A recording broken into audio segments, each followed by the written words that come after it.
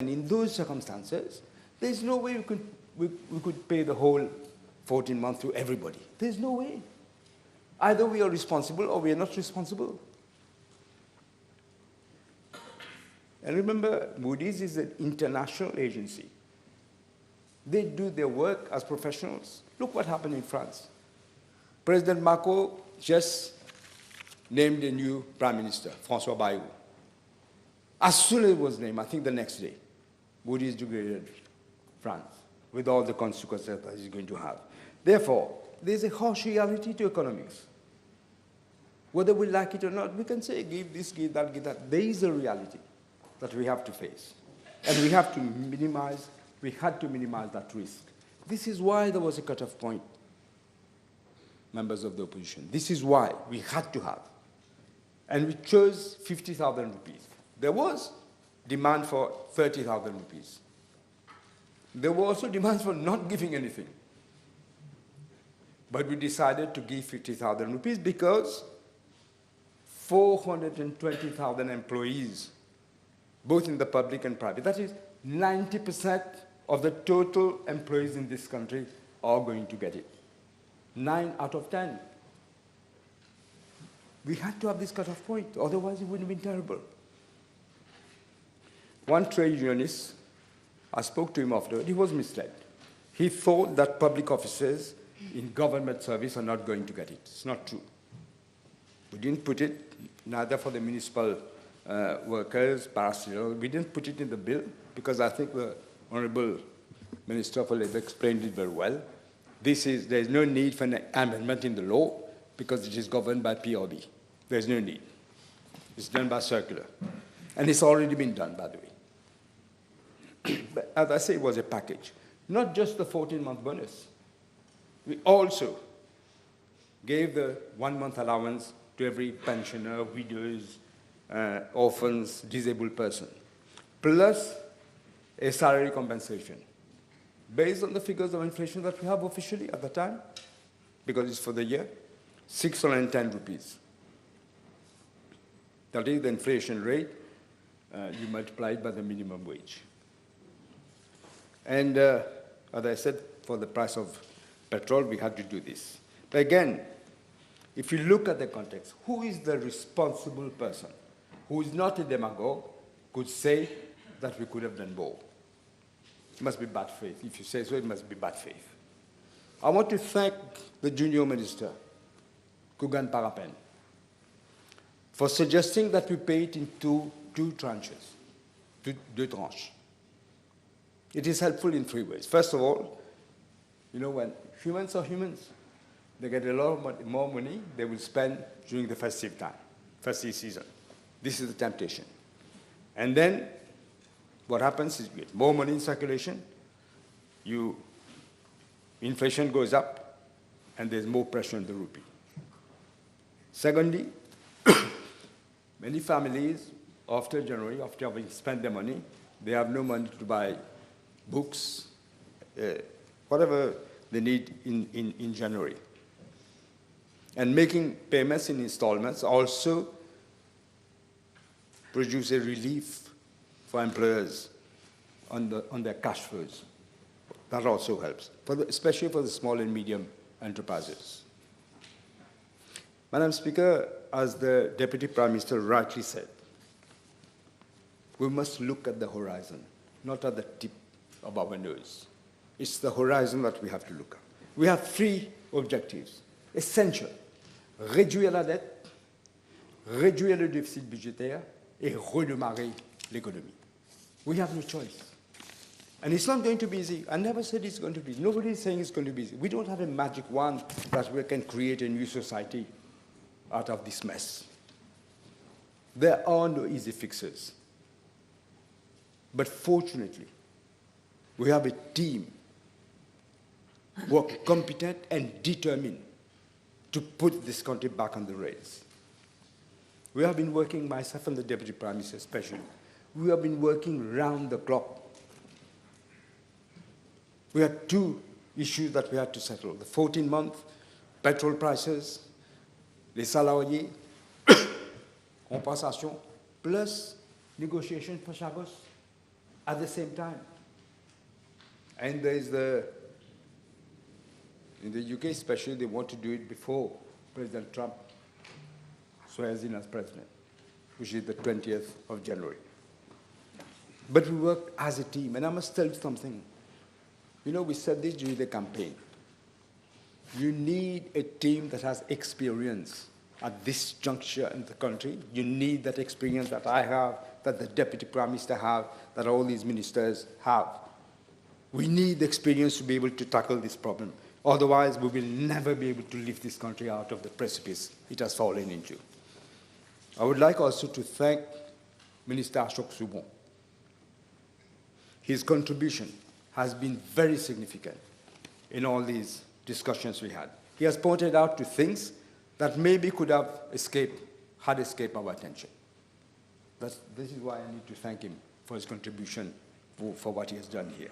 And as I said, Madam Speaker, we are lucky that the people have voted them out, this bunch of voyous, and we have the team that we need to be able to weather this economy, as I said. We are determined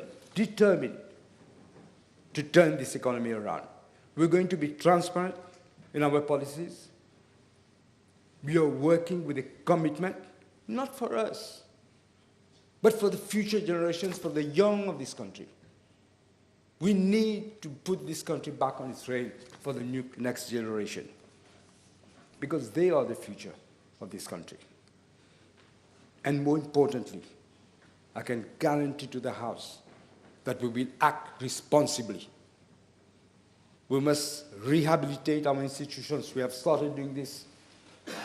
We must get rid of those people. I hesitate to use the word chatwas, but there are chatwas in all the institutions. This is what the problem is. When you weaken an institution in a country, you're weakening the whole country. And this is what has been happening. We must regain our credibility, and we must regain our reputation. Not easy after the destruction that Mr. Padiachi and Mr. Pravin Jagannath has inflicted upon our country. But I'm confident that we have the team to succeed. It will be difficult, but we will succeed. Let me end, Madam Speaker, by congratulating the Honourable Minister of Labour, Minister Ghazouti. He took a difficult task, short time, very short time. He had to deal with all the problems that he had to deal with. It's a complex issue. But he acted in a determined manner, and I must say in a very loyally manner. Thank you. And thank you, Madam Speaker. Thank you.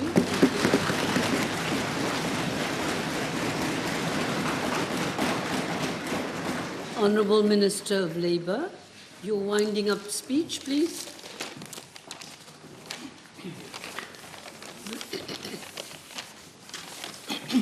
Madame la Présidente, permettez-moi avant tout de remercier tous les honorables membres des deux côtés de la Chambre qui ont participé dans le débat de ce projet de loi. Je m'associe à mes collègues pour féliciter les nouveaux parlementaires pour leur baptême de feu. J'utiliserai pas maiden speech.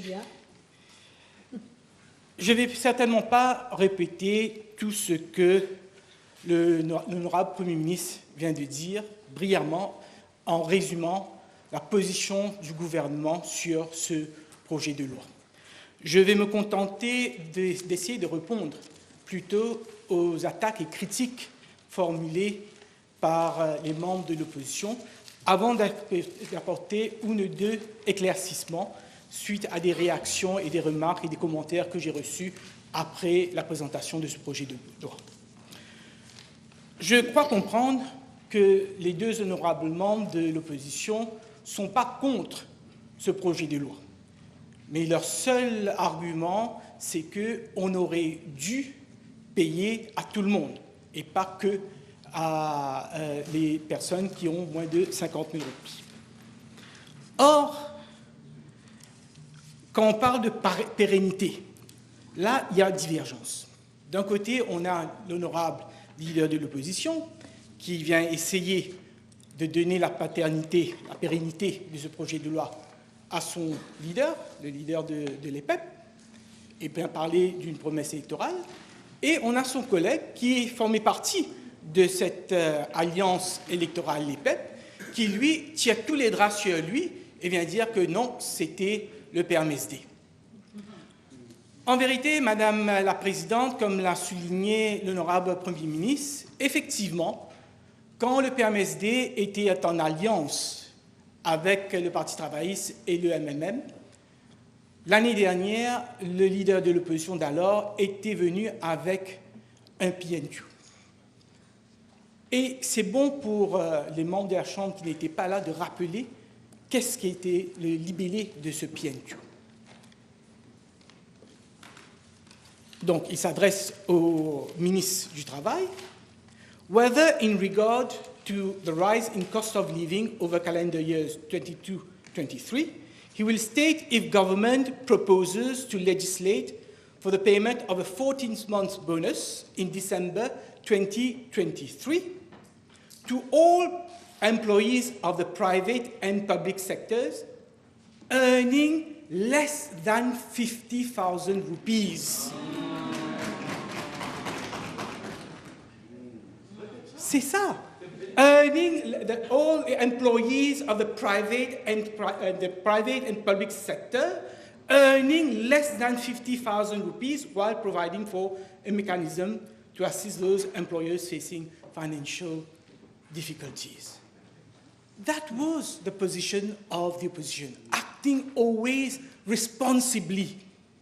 On n'a pas la connaissance des chiffres, nous, mais au moins on avait dit que pour ceux qui ont déjà été affectés par la cherté de la vie, pour ceux qui se trouvent au bas de l'échelle, pour les retraités, pour les travailleurs qui ont moins de 50 000 roupies, au moins ces gens-là, donnez-leur ce 14e mois.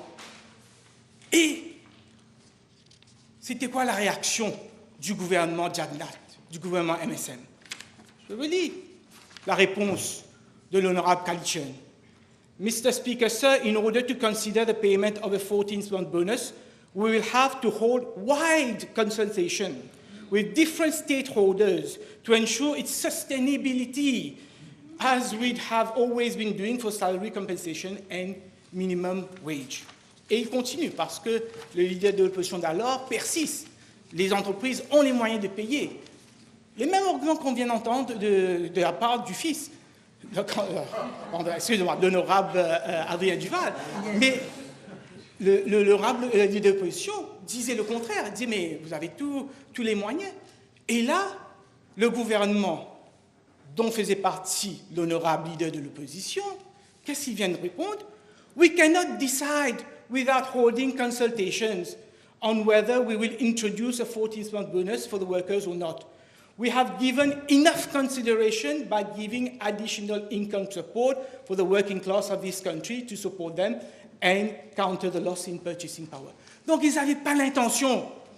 Ils n'avaient pas l'intention de donner ce 14e mois. Donc, ne venez pas aujourd'hui, monsieur l'honorable de l'opposition, et venir dire que c'est grâce à vous, à votre gouvernement, que les gens de ce pays vont avoir un 14e mois.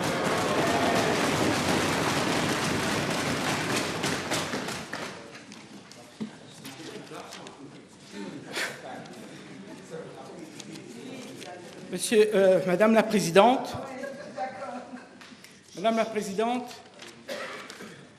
les deux membres de l'opposition ont parlé de promesses électorales gagnantes.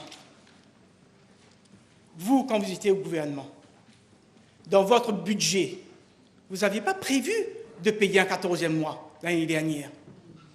Quand vous avez fait votre programme électoral, après l'annonce des élections. Je me souviens très bien de la date, c'était le 23 octobre 2024, où vous annonciez en fanfare les 17 mesures phares de l'Alliance EPEP. Vous n'avez pas parlé de 14e mois. C'est comme l'a bien fait souligner l'honorable Premier ministre, when you found that the soil was shaking under your feet.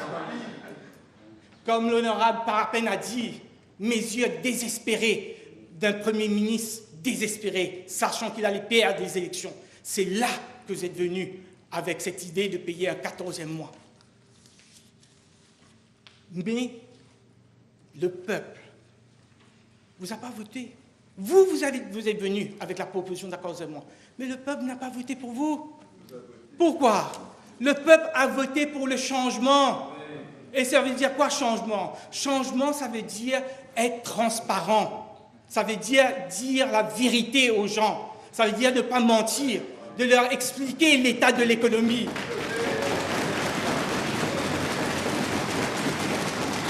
Parce qu'il ne faut pas insulter l'intelligence des Mauriciens. Les Mauriciens sont responsables. Les Mauriciens et Mauriciennes, ils sont responsables.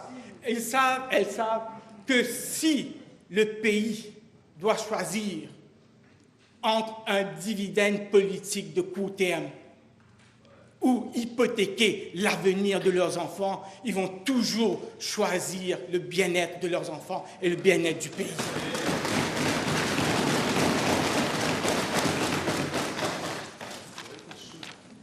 Madame la Présidente, maintenant je vais parler pourquoi on a limité à 50 000 roupies. Le chiffre 50 000 roupies n'est pas tombé des nues. Ce n'est pas un chiffre qu'on a décidé un jour qu'on va donner. C'est par rapport à la définition de worker. On a dans le Workers' Rights Act une définition de travailleur, de worker, qui définit le travailleur mauricien comme celui qui touche moins de 600 000 roupies, enfin un salaire n'excédant pas 600 000 roupies par an. Et 600 000 roupies, quand vous divisez par 12, ça vous fait 50 000 roupies par mois. C'est la raison pourquoi on a utilisé ce chiffre de 50 000. Ce n'était pas arbitraire. C'est pour être en ligne avec les dispositions de la loi. Mais je suis d'accord, j'ai entendu ce que les syndicalistes m'ont dit, j'ai entendu les réactions. Il est temps de probablement rectifier ça, d'amender, parce qu'avec l'augmentation de vie, avec toutes les compensations salariales, aujourd'hui, ce montant de 50 000 roupies doit être augmenté pour couvrir d'autres travailleurs. Mais ça, on le fera en cours d'année, quand on va avoir une réforme complète du droit du travail. Mais pour l'instant, on s'est contenté de nous aligner sur la définition de worker sous le Workers' Rights Act. Autre chose soulevée par l'honorable leader de l'opposition concerne la punition de 5 000 roupies pour une infraction à ce projet de loi. Effectivement, quand on voit en isolation 5 000 roupies, on peut trouver ça pas assez sévère. Mais à Maurice, il y a une théorie, il y a un principe de droit de la relativité, proportionnalité. On ne peut pas aujourd'hui prévoir dans une loi une sanction pour une infraction qui est plus lourde que la même sanction pour une même infraction dans une autre loi. Et malheureusement, on a déjà une autre loi qui prévoit le paiement du 13e mois, le End of Year Gratuity Act, et sous la disposition du End of Year Gratuity Act, la punition maximum pour une infraction, c'est 5 000 roupies. Donc c'est à cause de ça que dans ce projet de loi, on s'est aligné à ce qui est prévu dans le End of Year Gratuity Act, et on a limité l'amende à 5 000 roupies, mais c'est 5 000 roupies par effraction. Pas effraction et pas employé. Donc ça peut être beaucoup plus que 5 000 roupies dans la pratique. Et finalement, il y a quelque chose il y a une section de la loi qui a posé qui a soulevé beaucoup de questions. C'est la clause 8 du projet de loi qui concerne les entreprises qui bénéficieraient d'une aide du gouvernement, ces entreprises qui ne peuvent pas payer les 14e mois ou qu'après le paiement du 14e mois, cela aura une incidence importante sur leur bilan financier. Donc, dans la loi, on prévoit les entreprises en difficulté, on prévoit les SME. Donc, on a eu des questions pour dire, quitte des institutions charitables, des religious bodies, des sports clubs, tous, ils m'ont dit, ce n'est pas couvert par la loi. Au fait, non. On a eu des sessions de travail avec les responsables du ministère des Finances et de la MRA, et ce sont eux qui nous ont dit qu'au lieu d'essayer de mettre tous les personnes, toutes les entreprises, toutes les associations, tous les NGOs qui puissent bénéficier de cette aide, de le faire par voie de réglementation, regulation. C'est pourquoi vous allez voir dans la clause 8, il y a une disposition qui prévoit que le ministre des Finances, en collaboration avec le MRA, va venir avec des règlements, des regulations, pour dire quelles sont les institutions, quelles sont les ONG, les charitable institutions qui pourront aussi bénéficier de cette aide financière. Avant de m'asseoir, laissez-moi aussi, Madame la Présidente, remercier tout le personnel de mon ministère qui ont vraiment travaillé d'arrache-pied pour ce projet de loi. Je sais que c'est de même au niveau du ministère des Finances et du bureau de l'Attorney General, parce que je dois vous dire que même le jour qu'on présentait ce projet de loi, on était encore en train de faire des ajustements pour venir avec une loi, parce qu'on a travaillé sous pression. Et je remercie tout le monde parce que je pense qu'on a fait un bon travail dans le temps imparti à nous. Et finalement, je conclurai en vous souhaitant à vous, Madame la Présidente, à tous les membres du personnel, à mes collègues, membres du Parlement, et à la population, une joyeuse fête de fin d'année, joyeux Noël et bonne année. Merci. Don't forget, you have to commend the bill to the House. Yes, with this vote, I commend the bill to our House. And I need someone to second. Yes, Mr. Bagwan. Thank you, everybody. The question is that the Special Allowance Bill, number 20 of 2024, be read the second time. Those in favour say aye. Those against say no. The ayes have it.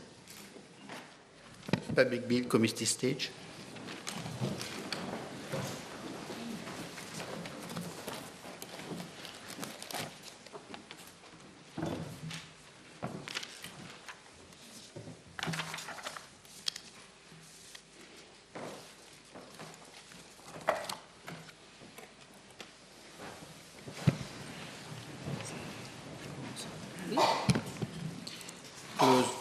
Clause 1, short title. The question is that Clause 1 stands part of the bill. Those in favour say aye, those against say no. Clause 2, interpretation. Move for Clause 2 to be amended in terms of amended circulated. The question is that Clause 2 be amended as per amendments circulated. Those in favour say aye, those against say no. The question is that Clause 2, as amended, stands part of the bill. Those in favour say aye, those against say no. Clause 3, payment of a special allowance. Clause 4, powers of authorized officers. Clause 5, jurisdiction. Clause 6, offences. Clause 7, regulations. The question is that Clauses 3 to 7 stand part of the bill. Those in favour say aye, those against say no. Clause 8, consequential amendments. Madam Speaker, I move for Clause 8 to be amended in terms of amendment circulated. Yes? Yes? The question is that Clause 8 be amended as per amendment circulated. Those in favour say aye, those against say no. The ayes have it. The question is that Clause 8 as amended stands part of the bill. Those in favour say aye and those against say no. Title and enacting clause. Question is that the title and enacting clause stand part of the bill. Those in favour say aye. Those against say no. The question is that I do report to the House that the Special Allowance Bill number 20 of 2024 has passed the committee stage with amendments. Those in favour say aye. Those against say no. The ayes have it.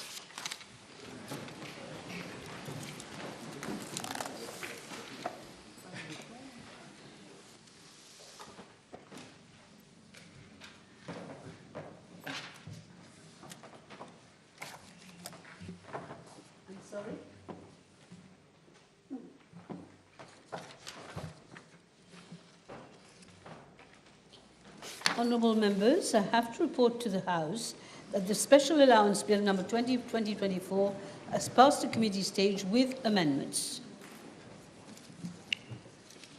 Public Bill, third reading.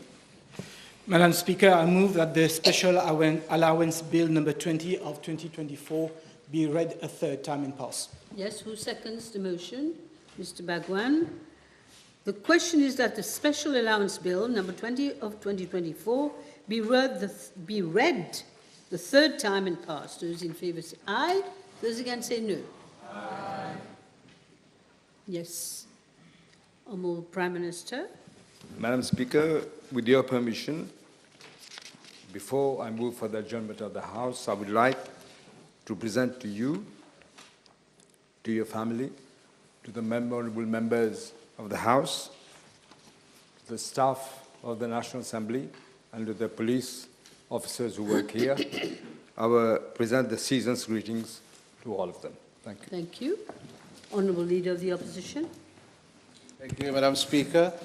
May I kindly request you on behalf of the opposition and in my personal name to present season's greeting first to His Excellency, the newly elected President of the Republic, and Mrs. Gokul and their family, to the newly elected Vice President, Mrs. Angle and their family, to the Honourable Prime Minister and Mrs. Ramgoolam, to the Deputy Prime Minister, to all ministers and to all members of Parliament.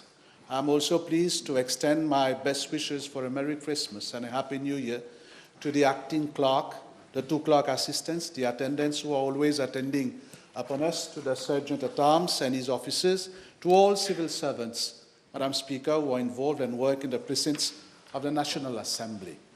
And to end, Madam Speaker, may I wish everyone, the country at large, a Merry Christmas and a Happy New Year. Thank you, Madam Speaker. Honourable members, I wish to associate myself with the season's greeting extended by Dr. the Honourable Prime Minister and the Honourable Leader of the Opposition to His Excellency, the President of the Republic of Mauritius and Mrs. Gokul, to His Excellency, the Vice President of the Republic of Mauritius and Mrs. Hangley. I'm pleased to convey the season's greetings to them. In my own name and on behalf of the officers of the National Assembly, I thank Dr. the Honourable Prime Minister and Honourable Leader of the Opposition for their kind words and warm wishes, and extend my best wishes for Merry Christmas and a prosperous New Year 2025 to Dr. the Honourable Prime Minister and Mrs. Ramgoolam, the Honourable Deputy Prime Minister and his family, the Honourable Leader of the Opposition and his family, as well as to all honourable members and their families. This is a time for rejoicing, and I wish each Mauritian the very, very best for the coming year.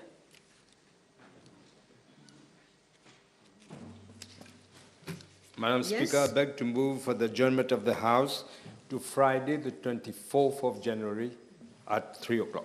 Okay. The question is that the House be adjourned to Friday, the 24th of January at 3 p.m., 2025, of course, at 3 p.m.